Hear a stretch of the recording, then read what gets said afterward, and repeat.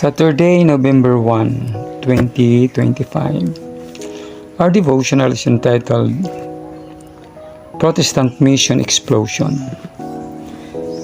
Our text, Matthew 24, verse 14. And the good news about the kingdom will be preached throughout the whole world, so that all nations will hear it, and then, finally, the end will come. NLT version. World mission stood at the heart of 19th century Protestant Christianity. The modern mission movement began in 1792 when William Carey published an inquiry into the obligation of Christians to use means for the conversion of the heathens. That might not seem so revolutionary to us, but it was in 1792. The next year saw the establishment of the first missionary society for sponsoring foreign missionaries and the sending of Carey to India, where he worked for 7 years without an Indian convert. But even though his efforts began slowly, they rooted themselves firmly. By the time of his death in 1834, Carey had not only established a strong Christian church in India, but he had fathered the modern mission movement that would take Protestantism around the world. The first great wave of Protestant mission to the world peaked in 1830s, but it didn't stop there. Rather, it increased in the magnitude during the latter part of the century. Kenneth Scott Latourette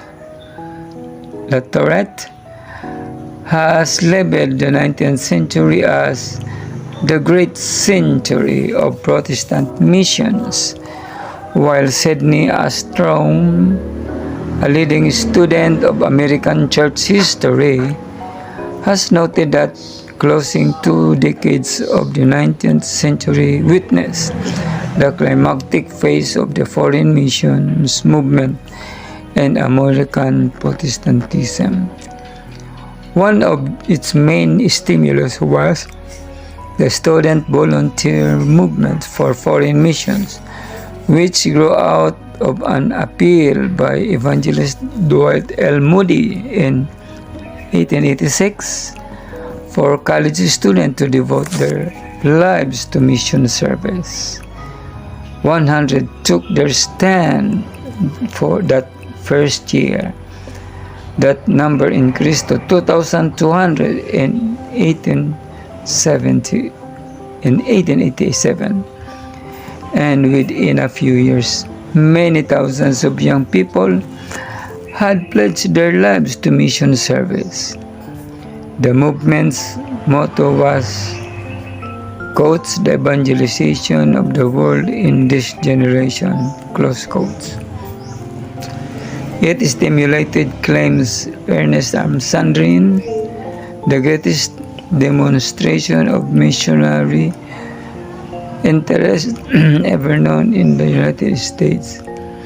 As the result, American Protestants began in such places as Africa, China, and Japan as their spiritual provinces. Such a movement did not catch Adventists sleeping. God had opened the way through the Protestant initiative, and the Seventh-day Adventists would equally reach out to everyone and all mankind together, in all mankind, tongue and people, with their voice, with the messages of the 3 angels. This is taken from the book Lest We Forget by George Knight, page 230, 223.